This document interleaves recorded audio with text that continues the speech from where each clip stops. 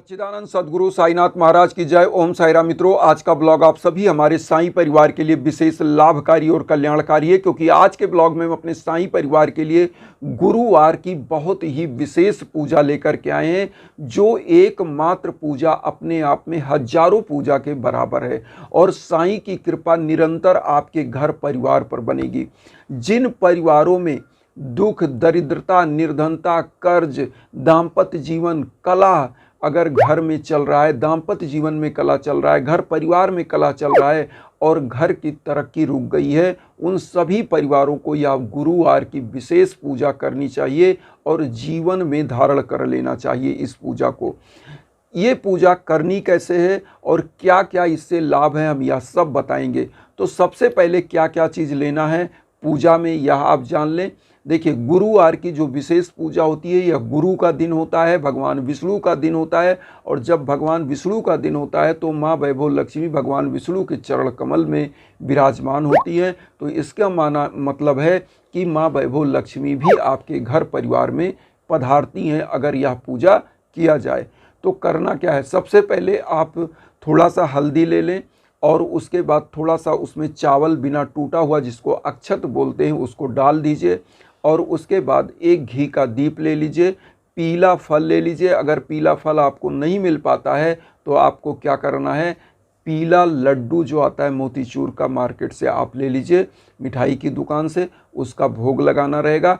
और साईं बाबा का जो सबसे प्रिय आहार था वह था खिचड़ी। आप सब लोग जानते होंगे कि बाबा भिक्षाटन करके जो भी चीज़ें मांग कर लाते थे, खिचड़ी बनाकर लोगों को खिलाते थे और बहुत ही प्रेम से खिलाते थे। आज भी आप शिरडी जाते हैं तो आप देखेंगे, अगर शिरडी का नाम लिया जाए तो दो चीज़ आपके जहन में आता है, एक बाबा का वह दीप और दूसरा आपको वहाँ का भोजन। क्योंकि प्रसादालय, बाबा का प्रसाद इतना मधुर, इतना मीठा और इतना अच्छा होता है कि वहाँ आत्मा तृप्त हो जाती है एक बार अगर प्रसाद आपने पा लिया। तो सबसे बड़ा चीज़ आपको करना क्या है, जैसे मैंने बताया, थोड़ा सा हल्दी में अक्षत डाल लीजिए, बिना टूटा हुआ चावल, और उसके बाद एक लोटा जल, एक घी का दीप, एक धूप बत्ती। और आपको करना क्या है, जो भी आपके जीवन में समस्याएं हैं इनको करना क्या है। अगर मैंने बहुत सारे उसमें ब्लॉग में बताया है लिखने के लिए अपनी समस्याएं, तो अर्जी भी लगा सकते हैं। अर्जी मैंने आपको पहले भी बताया है। जो लोग अर्जी लगाना चाहते हैं उनके लिए क्या करना है, सबसे पहले एक कागज़ ले लें, सफ़ेद कागज़, उसमें थोड़ा सा हल्दी का छींटा मार दें और उसके बाद क्या करें, ऊपर लिखें ओम साईराम। रेड इंक की पेन से लिखना है, ध्यान दीजिएगा, रेड इंक की पेन लें, ओम साईराम लिखे, पूरी समस्या लिख लें कागज़ में, उसके बाद फिर नीचे ओम साईराम। तो ये बन गया आपका अर्जी। अब इस अर्जी को आप क्या करेंगे, बाबा के सम्मुख रख दीजिए, पीला पुष्प बाबा के श्री चरणों में अर्पित करिए। अर्जी लिखने के बाद आपको उसके बाद क्या करना है, साईं चालीसा या साईं बावनी में से कोई एक चीज़ हर गुरुवार के लिए आप पकड़ लें। वैसे तो मैं कहता हूं कि साईं चालीसा, साईं बावनी, आरती और 11 वचन तो हर दिन पूजा में करनी चाहिए, क्योंकि यह पूजा पूजा करने में मात्र और मात्र 15 से 20 मिनट लगता है। आप कितना भी बिजी इंसान हो, इस पूजा को डेली आप कर सकते हैं, क्योंकि एक बार जब आप पूजा करना स्टार्ट करते हैं तो साईं चालीसा, साईं बावनी, 11 वचन, यह सब कंठस्थ हो जाता है आपको, और आप बिना देखे ही, बिना किताब देखे आप बोल सकते हैं मंत्रों को। तो सबसे बड़ा चीज़ यहाँ पे क्या है कि जब आप पूजा करने लगते हैं तो आपको एक ऊर्जा मिलती है। ऊर्जा किस प्रकार की, जो आपके चारों तरफ एक ऐसा आवरण बनाती है जो आपके ऊपर नकारात्मक ऊर्जा है, आपके घर पर अगर नकारात्मक ऊर्जा है, आपके घर परिवार में जो कलह का वातावरण है, उनको समाप्त कर देती है और सकारात्मक ऊर्जा का वातावरण आपके घर में बनता है, जो बाबा रूपी ऊर्जा आपके घर परिवार को प्राप्त होता है। इसीलिए यह पूजा, मैं कह रहा हूँ, एक पूजा हजार पूजा के बराबर है। लेकिन पूजा किस प्रकार से, सच्ची श्रद्धा और सबरी से। तो यहाँ पर सबसे पहले आपको करना क्या है, साईं बाबा का जो हमने बताया, साईं चालीसा, साईं बावनी, 11 वचन, इसको पढ़ने से पहले पीला पुष्प बाबा के श्री चरणों में, जब आपने अर्जी लिख दिया तो पीला पुष्प अर्पित करेंगे। जो आपने अक्षत और हल्दी मिला करके रखा, बाबा को चंदन लगाइए, उसी का खुद को चंदन लगाइए। और उसके बाद जो दीप आपने रखा है उसको प्रज्वलित करिए, धूप बत्ती प्रज्वलित करिए। साईं चालीसा, साईं बावनी, 11 वचन, 11 वचन को आरती के पहले 11 वचन को 11 बार कम से कम बोलें। मैं एक बार 11 वचन आपको बोल के भी बता दूं। जो शिरडी में आएगा आपद दूर भगाएगा, चढ़े समाधि की सीढ़ी पर, पैर तले दुख की पीढ़ी पर, त्याग शरीर चला जाऊंगा, भक्त हेतु दौड़ा आऊंगा, मन में रखना दृढ़ विश्वास, करे समाधि पूरी आस, मुझे सदा जीवित ही जानो, अनुभव करो सत्य पहचानो, मेरी शरण आ खाली जाए हो तो कोई मुझे बताए, जैसा भाव रहा जिस जन का वैसा रूप हुआ मेरे मन का, भार तुम्हारा मुझ पर होगा, वचन न मेरा झूठा होगा, आ सहायता लो भरपूर, जो मांगा वह नहीं है दूर, मुझ में लीन वचन मन काया, उसका ऋण न कभी चुकाया, धन्य धन्य वा भक्त अनन, मेरी शरण तज लेना नन। तो ये बाबा का 11 वचन। और यहाँ पर एक उपाय और इसी के साथ में, इसीलिए इसको महान पूजाओं में मैं बताना चाहता हूँ, क्योंकि एक पूजा 1000 पूजा के बराबर। आप इसी को क्या करें, जो 11 वचन है आप ऊपर ओम साई राम लिखें और उसी सफ़ेद कागज़ एक ले लीजिए। अगर कोई बच्चा है जिनके पढ़ाई में या जॉब नहीं मिल पा रहा है, पढ़ाई में दिक्कत चल रही है, या घर में कहीं बाधा है, तो क्या करें, ऊपर लिखें ओम साई राम, 11 वचन को रेड पेन से लिख लें एक कागज़ में। इसमें थोड़ा सा हल्दी का छींटा मार के बाबा के श्री चरणों में रख दें।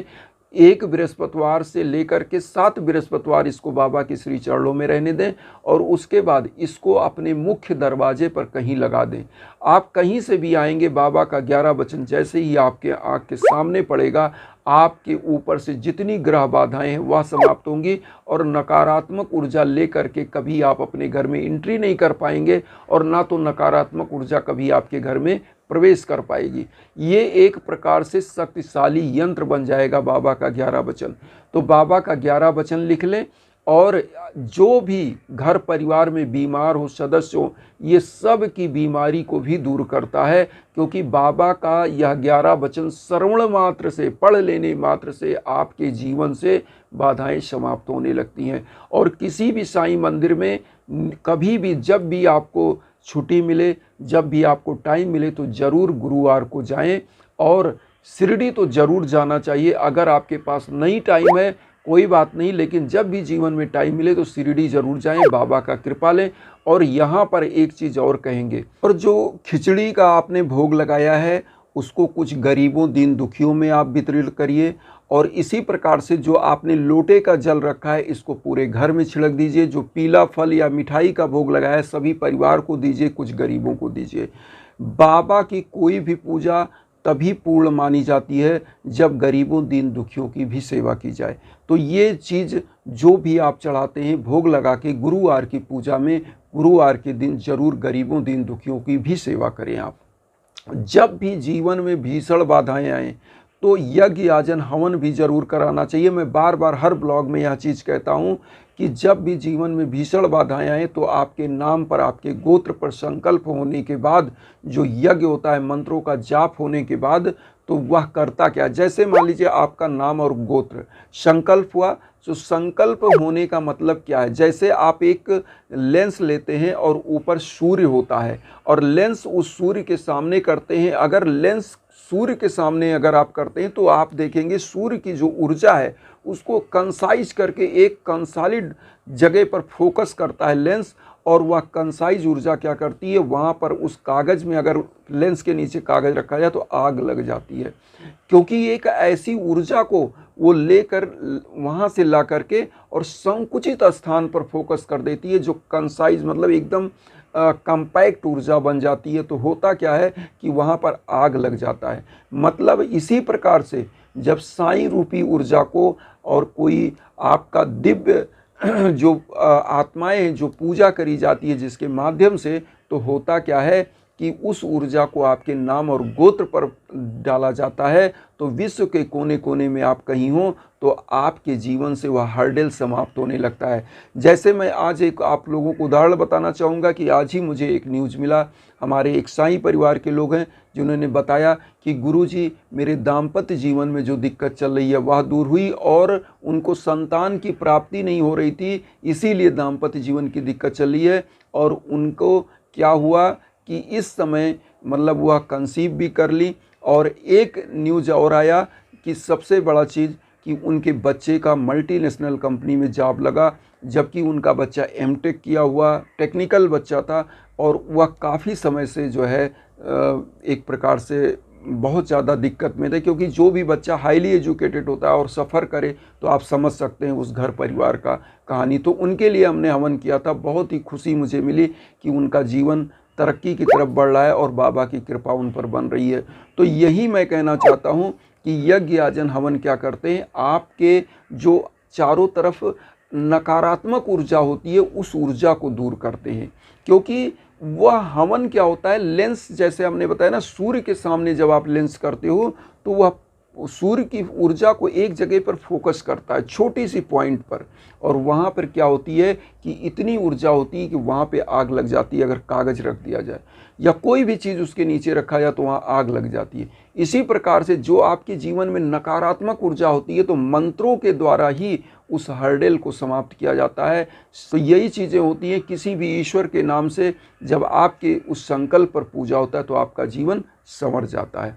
तो आप लोगों को कहीं भटकने की ज़रूरत नहीं है। आप जब भी चाहें हमारे इंस्टाग्राम पर संपर्क करें। और इस समय तो सावन का बहुत ही पवित्र महीना आने वाला है, आ भी चुका है, जुलाई से 4 जुलाई से, और इसमें यज्ञ याजन हवन अगर आप चाहते हैं तो निश्चित रूप से आप हमारे इंस्टाग्राम पर संपर्क करें। आप लोगों के लिए जो भी हम कर सकते हैं निश्चित अवेलेबल हैं। तो आप सभी लोगों को इसी के साथ हम यही कहेंगे कि आप लोग इन छोटी छोटी पूजाओं को भी करें, और यह पूजा जो छोटी छोटी पूजा है यह आपको साईं के करीब ले जाती है, ईश्वर के करीब ले जाती है, और जो हमारा मन इधर उधर भटकता है उस मन को केंद्रित करती है।